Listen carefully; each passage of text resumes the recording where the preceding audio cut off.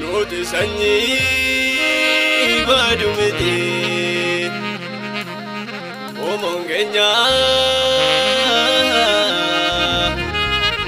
haala laallee marafamna Hojimeyyuu yaaddoon jireenya humni keenya nuun bu'eene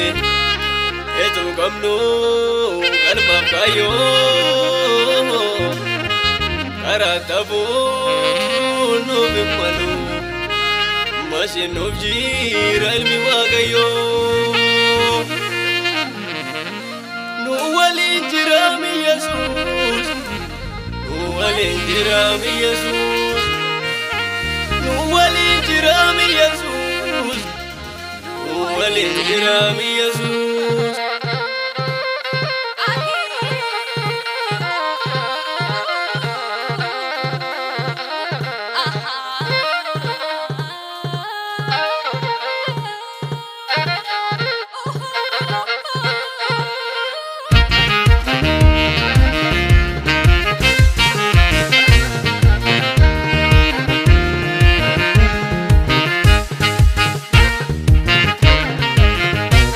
Abdiin keenya jiraatadha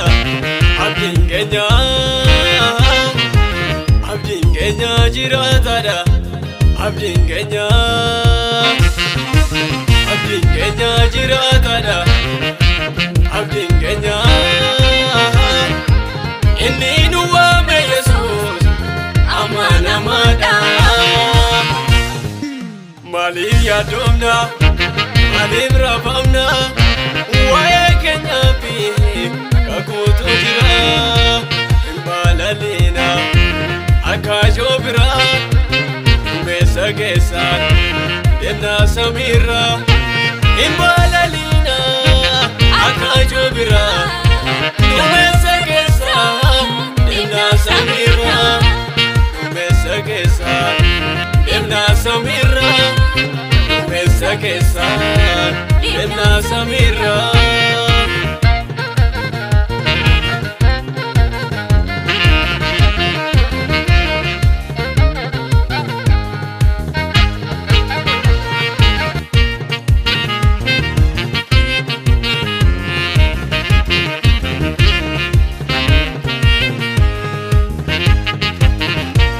Irsi misirroon dhufaa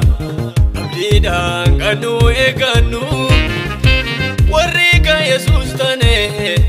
samiirra kan nu jiraannu dhannee jiraanna nuti darbiine jireenya gaarii nutiif dullumni jiru boo'ichi bara baraani shakkii malee jiraanna bara baraani bara baraani Idiraaf yaaddoon hafee marsina bara baraani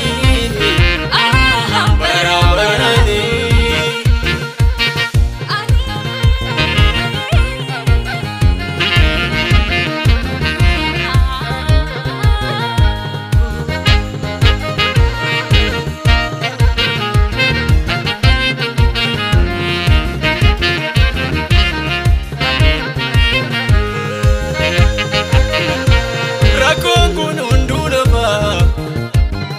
Taatu waadaan ufseene dhiigaa isaatiin bitamne nu jirra kaadhimamne mana galgalaa qabna nabdaannaa siyoon bareeddu sagalee gammachuu dhageessifna barooda weeddu shakkii malee jiraanna bara baraani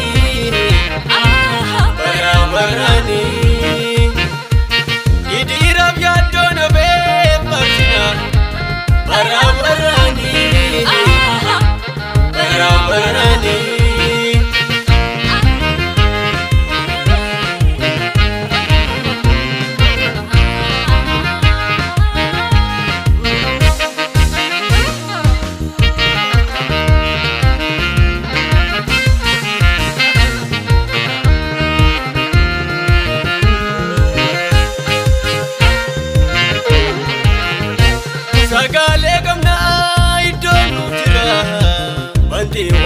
keessa